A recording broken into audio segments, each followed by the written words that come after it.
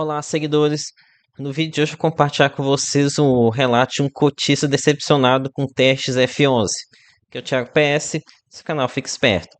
Então, esse daqui é o relato, ele aconteceu lá aqui no fórum do Clube FI de testes F11. É que o investidor ele escreveu o seguinte: o fundo testes F11 não repassará a correção da inflação nos aluguéis para os cotistas para o ano de 2026. Se a maioria dos contratos do teste F11 são atípicos, ou seja, tem o aluguel ele forçado para cima, né, forçado a ser corrigido, por que que ele não irá corrigir o dividend yield mensal para o ano de 2026? Ele está projetando manutenção do dividend yield para o ano de 2026 em 93 centavos. Por que o fundo não vai repassar o reajuste dos inquilinos? Contratos ativos são reajustados anualmente. A taxa de gestão será aumentada para o gestor e os cotistas. Então, aqui com certeza foi, infelizmente, o investidor iniciante que caiu aqui no conto dos fundos de tijolos, né? Realmente que isso é um ponto bem chato. E eu entendo que esse investidor, quando a gente pensa que a gente está comprando um fundo de tijolo, a gente pensa que a gente está comprando um substituto para um imóvel, né? Um imóvel físico. Imóvel físico que, como quem paga aluguel, assim como eu, sabe muito bem que todo ano, religiosamente, vem um reajuste lá conforme a inflação, né? Se no caso da F11, o gestor naquele fato relevante de venda e também aqui no próprio relatório já declarou que pretende manter a distribuição em 93 centavos para todo o ano de 2026. Então, vamos responder aqui a dúvida desse investidor. Realmente, quando a gente pensa em um contrato atípico, a gente tem um aumento gradual forçado dos rendimentos. Isso, inclusive, ele acontece aqui em AES R11, que funciona mais ou menos dessa forma, 100% contrato atípico. Vou pegar aqui história de dividendos em AES R11, o Alzirão. Então, a gente pega aqui, dá para ver que esse pico aqui de pagamento de dividendo que no ganho de capital acabou distorcendo, né? Mas se eu for pegar aqui o histórico dele, ele vem aumentando o rendimento, né? Chegou aqui, bateu 71 centavos, depois foi subindo, subindo, já está aqui na casa 83, 8,3 centavos por conta desse reajuste forçado dos contratos, né? Então, realmente, quando você pensa em contratos atípicos, a gente tem um aumento gradual dos dividendos. No entanto, isso não acontece quando a gente tem uma renda inflada. Esse aqui é um ponto que vem batendo muito, mas muito na tecla, já tem bastante tempo aqui, né? Vocês já devem estar enjoados falando que tem de renda inflada em fundos de tijolos. E realmente é um ponto bem chato, porque os contratos, eles estão sendo reajustados aqui pelo contrato atípico, sabe? Eles estão subindo aluguel. No entanto, esse aluguel ele vai subindo até bater no ponto em que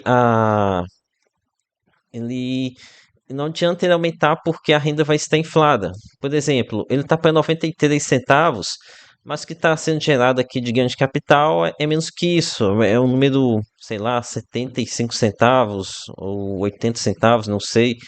Então não adianta nada esse aluguel subir de 80 para 81 centavos, sendo que a partir dos 93 centavos ele é complementado por ganho de capital.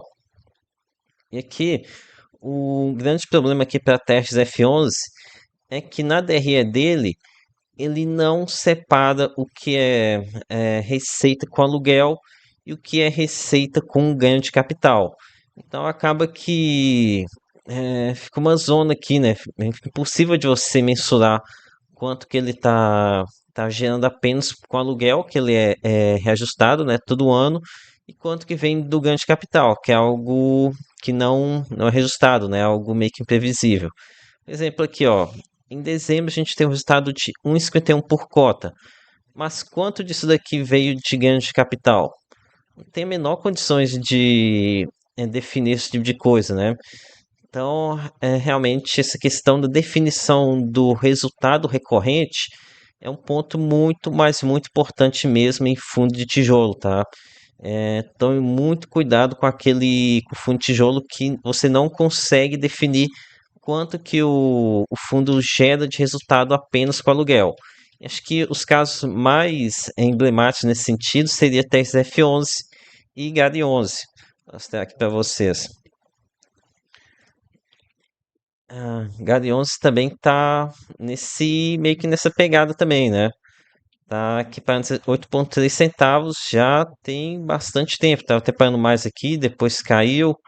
E se a gente abre aqui o relatório gerencial, pega aqui a DRE, a gente não tem essa quebra pelo que é resultado de ganho de capital que resultado de aluguel, né? Então, é mais um caso em que o resultado recorrente chama incógnita. E aqui, né, vocês que é assinante do canal, a nível Master, já tem acesso a uma planilha que eu faço esse cálculo do resultado recorrente, ou seja, resultado apenas com o ganho de aluguel, né, desconsiderando os não recorrentes. Mas já aviso que tem alguns fundos, como o GAD 11, TRZF11, que nem eu que estou por conta disso daqui consigo definir qual o resultado recorrente desses fundos, tá? Mas, enfim. Então, realmente, isso aqui é um ponto bem negativo, porque o cotista ele está perdendo o poder de compra. Tem muito cotista que eu vejo que estando satisfeito pela consistência do rendimento, né? O rendimento está se mantendo no patamar.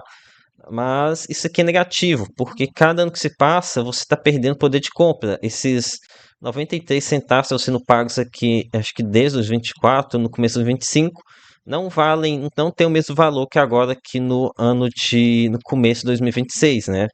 Então, realmente, fundo de tijolo que não integra crescimento de renda é um ponto a se pensar. Mas também temos que levar em consideração que um imóvel ele não vai te entregar tudo de dividendo que o fundo está entregando, né? Aqui a 9,3 centavos daria quase 1% ao mês, né? 93, 97, 0,95% ao mês. Então, esse aqui é um rendimento que não condiz com o imóvel. Mas, enfim. Agora aqui comentando um pouco sobre o relatório de testes F11. Olha, esse último aqui de dezembro foi bem cansativo, tá? Realmente um relatório bem extenso, 42 páginas aqui, sendo que teve muito texto.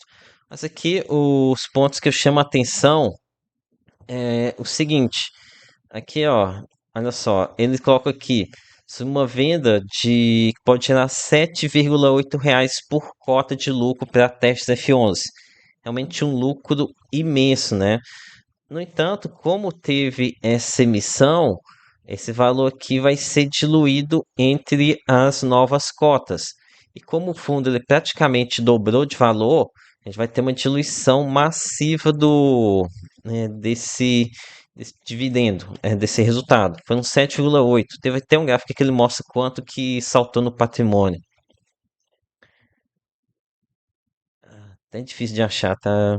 Relatório gigantesco, né? Aqui, ó. Que é o valor expressão, patrimônio de 3,28 bilhões de reais, saltou para 6,29 bilhões, uma alta de quase 91% no patrimônio. Praticamente dobrou de valor. Então, se ele dobrou de tamanho, aqui ele está dobrando a quantidade de cotas, deixa eu ver se no Clube já mostra a quantidade de cotas. Aqui ele tinha 20 milhões de cotas, está em 32. Não, esse valor, esse deve ser até a 11ª. Aqui esse valor deve saltar para quase uns 60 milhões de cotas, né?